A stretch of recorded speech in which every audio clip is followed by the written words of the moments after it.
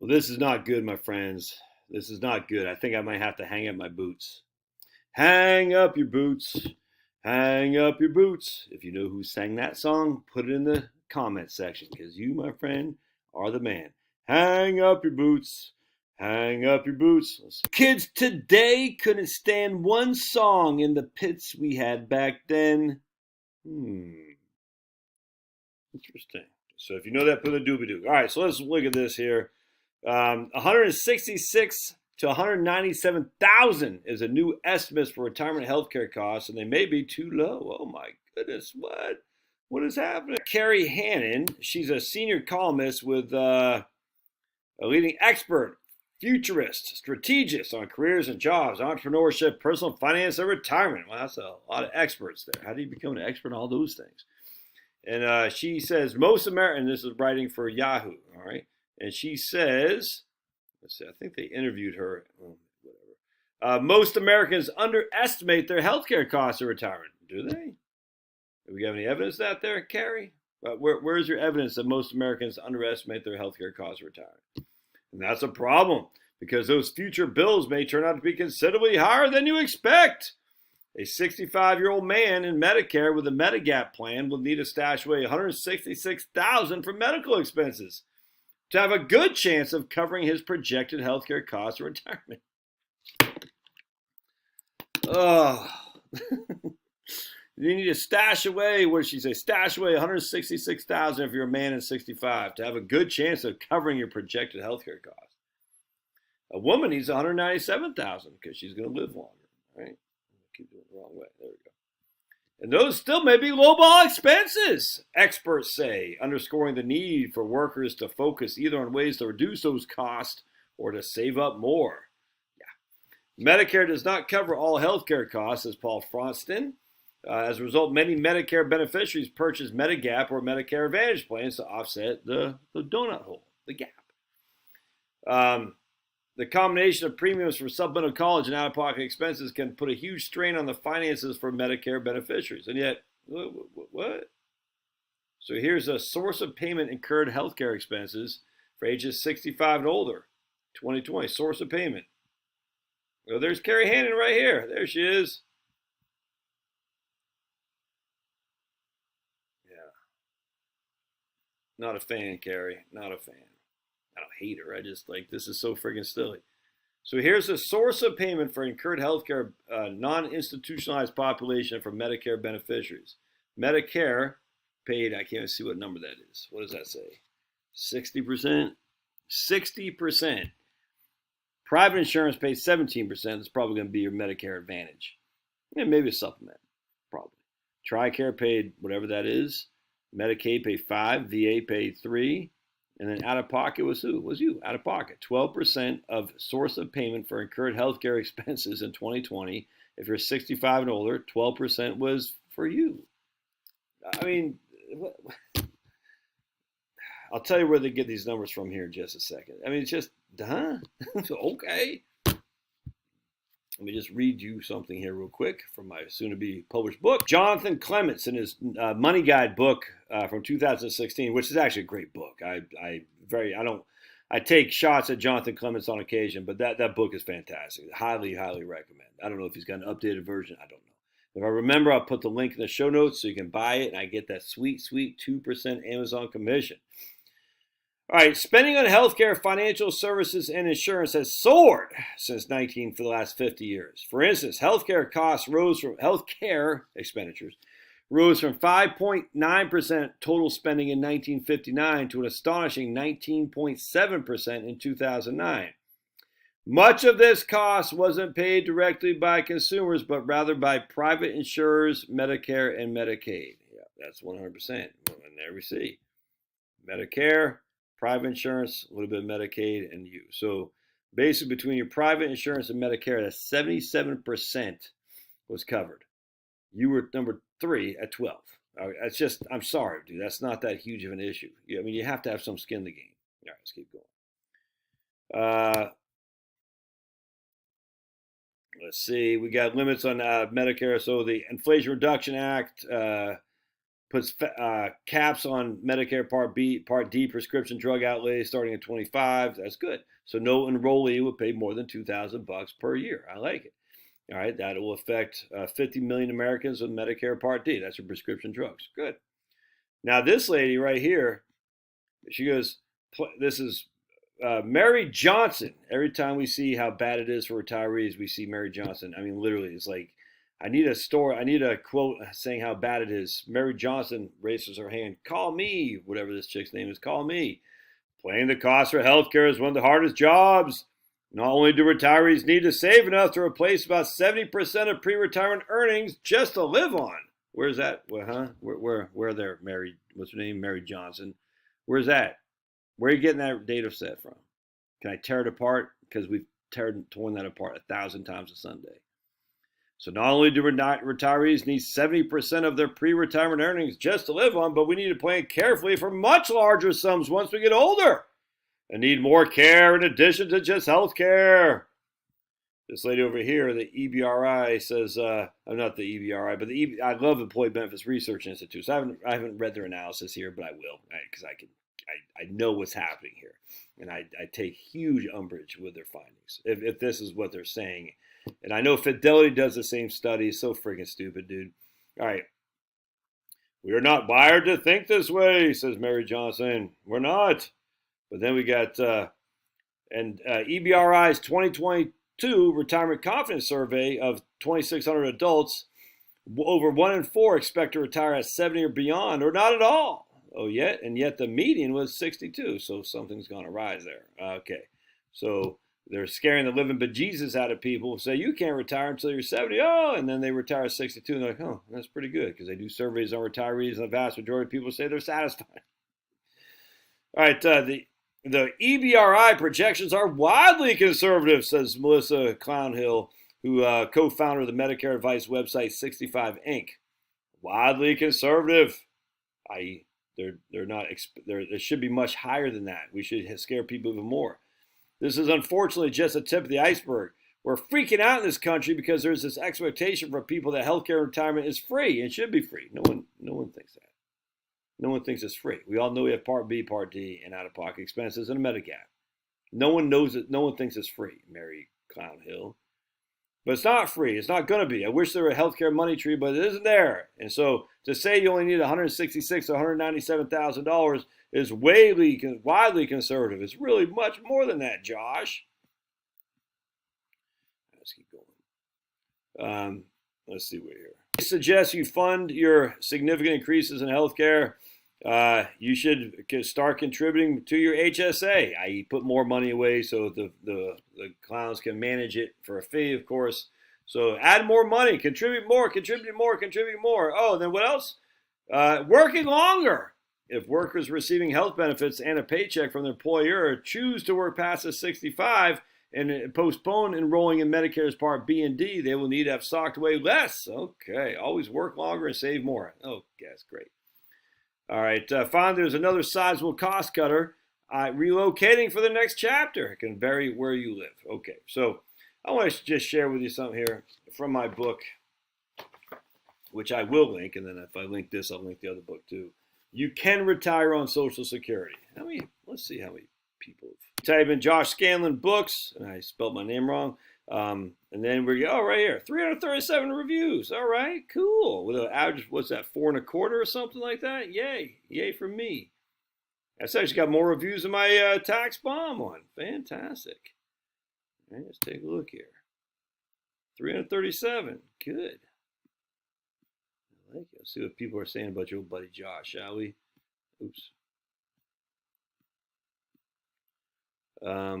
It's good. All right, let's go to the newest first, most recent. Let's see. Good. Says that guy. Okay. Don says, feel better about Social Security. Aram says, very interesting and practical concepts. This is not the first book I bought from this author. I follow you on other networks when you have other channels. Good.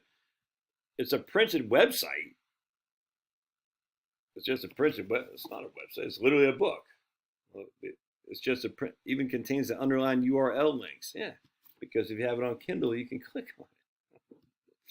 Okay, 4 to 58. Informative and eye-opening. Like the detailed explanation about how Social Security works. Get this book, says Barbara A. Thanks, Mom. All right. Anyway, so let's keep going. So it's a printed, what? I mean, it's literally not a printed website. It's a book. It's okay.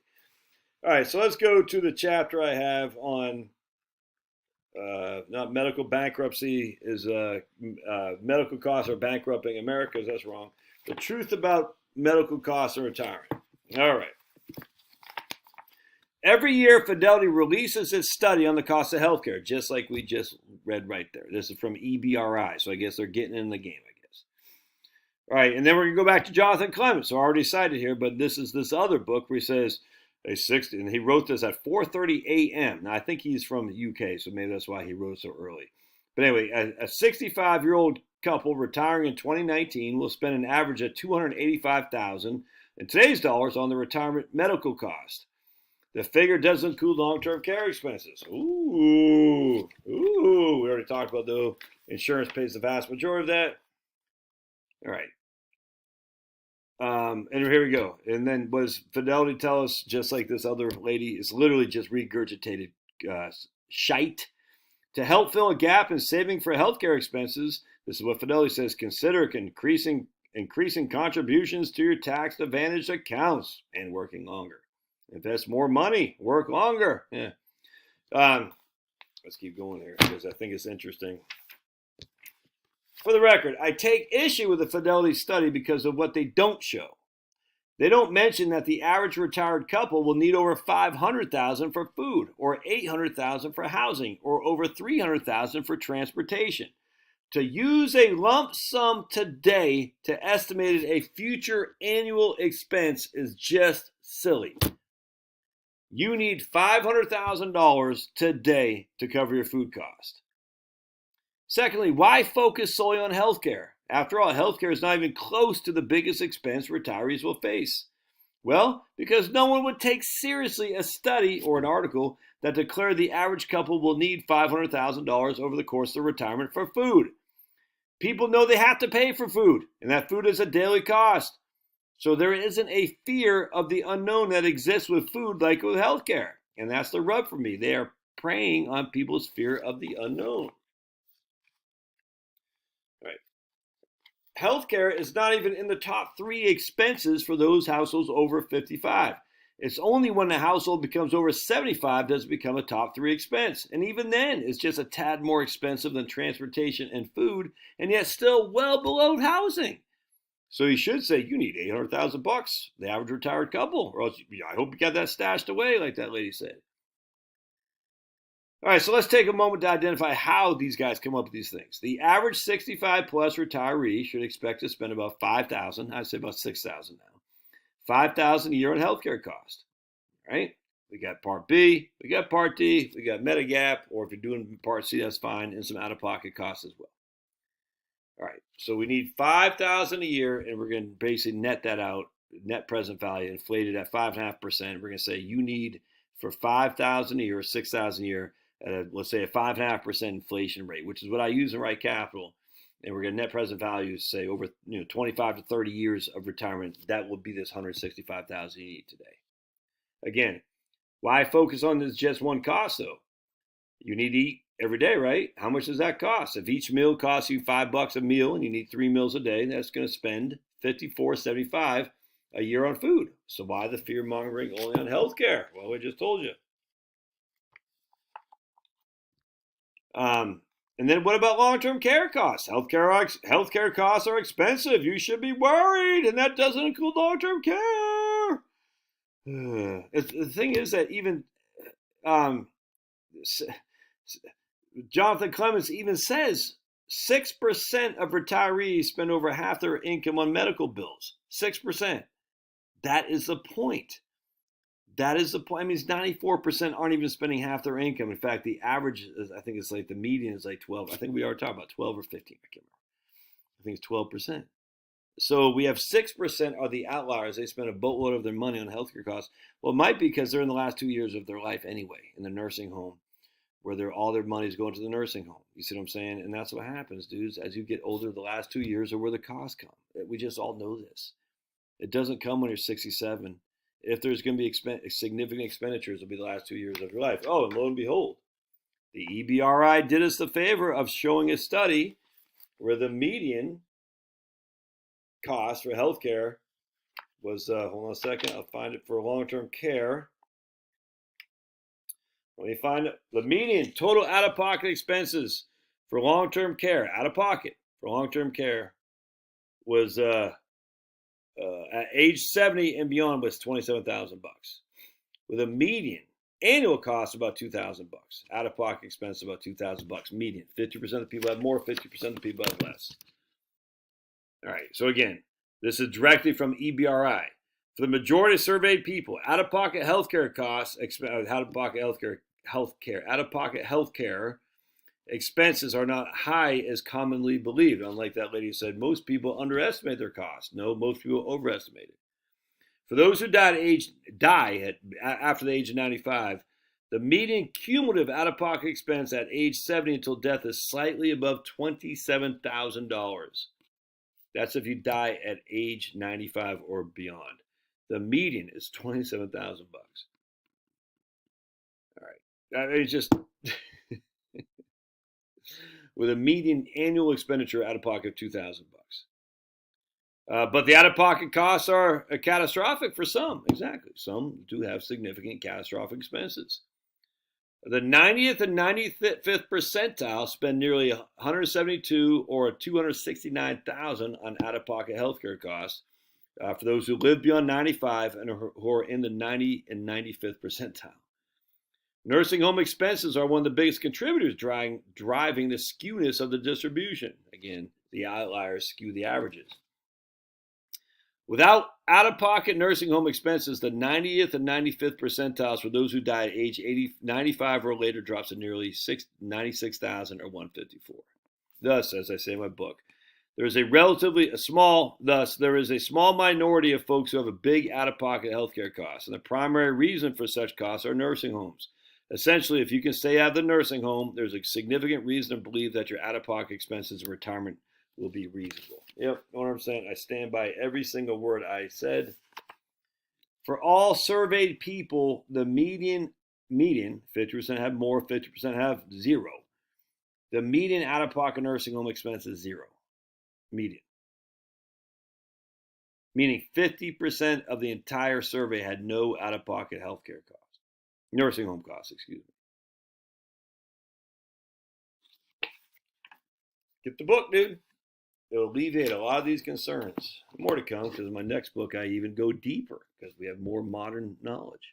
Because this was written 3 or 4 years ago, dude. If healthcare worries about healthcare is keeping you from retiring, you're not doing yourself any favor, because you're actually making yourself more physically ill by staying a crappy old job with all the stress. Stress is a horrible thing. You got kickback stress, dude, and just sit there on the beach, look at the pretty girls going by, and saying, "Yeah, dude, you got your little." Alcohol-free pina colada. You got your beautiful wife next to you. You don't look at the beautiful girls going by, because you'd be looking at my wife. So don't be doing that. But anyway, you're just sitting there on the beach enjoying life, dude. That's a way to lose the stress and expand your life expectancy. Love your thoughts. We'll see you.